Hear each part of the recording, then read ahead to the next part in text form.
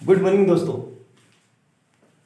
4 मार्च को आपका साइंस का पेपर है, ठीक है। और फिजिक्स में इलेक्ट्रिसिटी मेनली और लाइट से बच्चों को बहुत डर लगता है, ठीक है।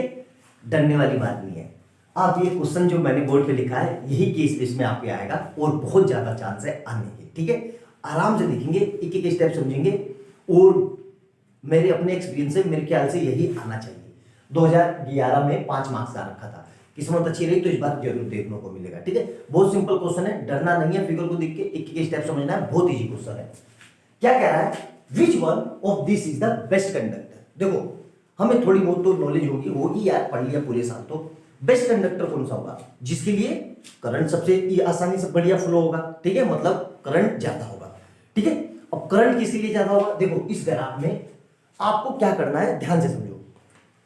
ये 4 वैल्यू से ऐसे डंडे पे गिरा लेना है, मतलब डी से इस पे गिरा लो ऐसे, और सी से इस पे गिरा लो ऐसे, और बी से इस पे गिरा लो ऐसे, और ए से इस पे गिरा लो। अब ऊपर की ओर देखो वैल्यू बढ़ रही है, तो सबसे बड़ी वैल्यू कहां पे मिलेगी। मान लो ये ऐसे है 5, 10, 15 और ये 20, तो सबसे बड़ी वैल्यू किसके लिए है सर, पता चल रहा है डी के लिए है। हमें इससे मतलब नहीं है कि सर वो तो वहां से लंबा हो रहा है, नहीं नहीं, वो एक्स एक्सिस के लिए, ये वाई एक्सिस पे देख रहे हैं। तो सबसे ज्यादा किसके लिए, डी के लिए है। तो सबसे बढ़िया कौन सा होगा, बेस्ट कंडक्टर कौन सा होगा सर, डी होगा। समझ में आया, सिंपल सा है। नहीं समझ में आया तो एक बार फिर देखना, बिल्कुल समझ में आ जाएगा कि मतलब जिसके लिए आई सबसे ज्यादा होगा वो बेस्ट होगा, ठीक है। तो यहां से हमें पता चल गया, या जिसके लिए आर सबसे कम होगा, ये भी कब बोल सकते हो, तो आर सबसे कम इसी के लिए है, तो ये सबसे बेस्ट होगा। ऐसे भी समझ लो दोनों तरीके से, है ना। सर इसलिए आर कैसे ये सबसे कम है, हमें पता है। देखो स्लोप निकालते हैं हम। स्लोप आपको पता होगा, स्लोप क्या होता है, y equal to m x plus c. ये स्लोप की एक फॉर्म होती है स्टैंडर्ड, शायद आपने लीनियर वो कोऑर्डिनेट में पढ़ा होगा कि नहीं, चलो नहीं भी पढ़ा है तो कोई दिक्कत नहीं है। तो यहां से क्या लिखूंगा, y equal to m x, और ये सी इंटरसेप्ट होता है, इसको हटा दो, तो यहां से क्या आ जाएगा, y upon x equal to m, और m को क्या बोलते हैं हम, टेन थीटा। टेन थीटा मतलब स्लोप। तो देखो जिसके लिए y अपॉन एक्स की वैल्यू सबसे ज्यादा होगी, तो सबसे ज्यादा इसी के लिए है। और ये क्या होगा, देखो y हमारा क्या रिप्रेजेंट कर रहा है यहाँ पे, i को, और x क्या रिप्रेजेंट कर रहा है, v को।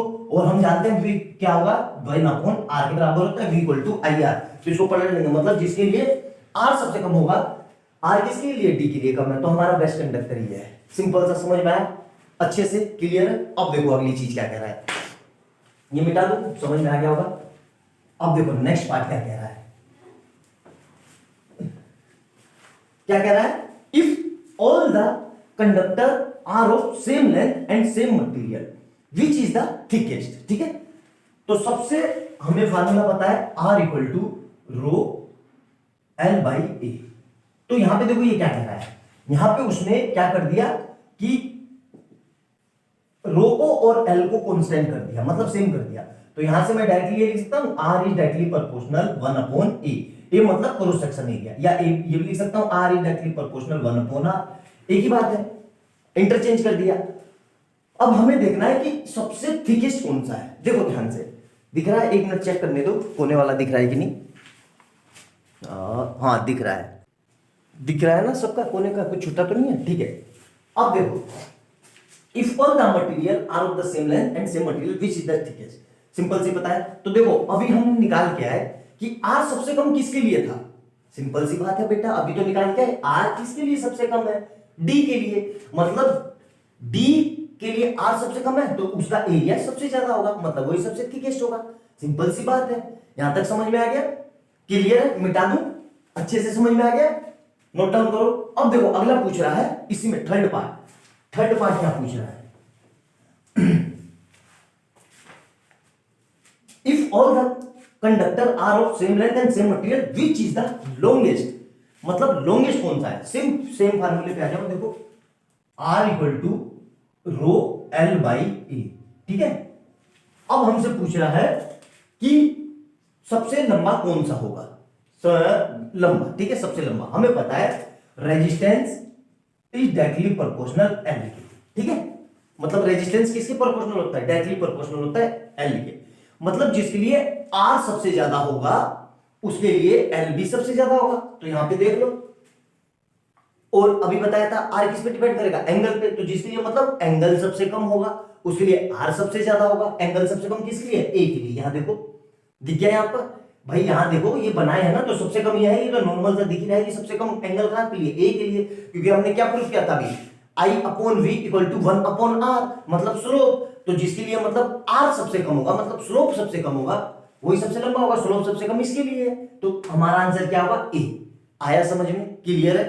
तो हमारा थर्ड पार्ट हो गया। अब चौथा देखो क्या कह रहा है, which one of the following relation is true, मतलब इन चारों में से कौन सा सही है।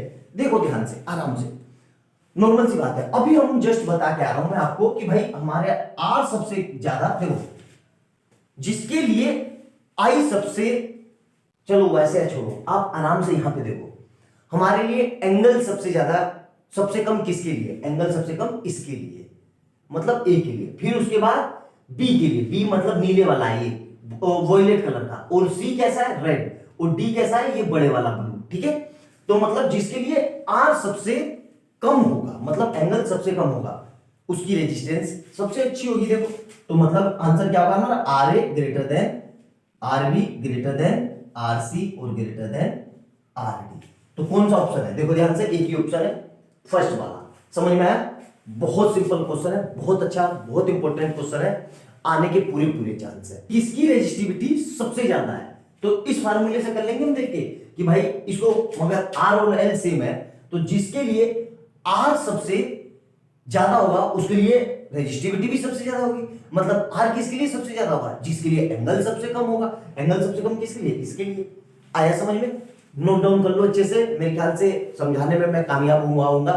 नहीं समझ में आया वीडियो को एक बार फिर से देखना, जरूर समझ में आएगा। अच्छे से देखना, केस बेस में आने के पूरे पूरे चांस है इसके। ठीक है, नोट डाउन करो, तब तक अगला करते हैं।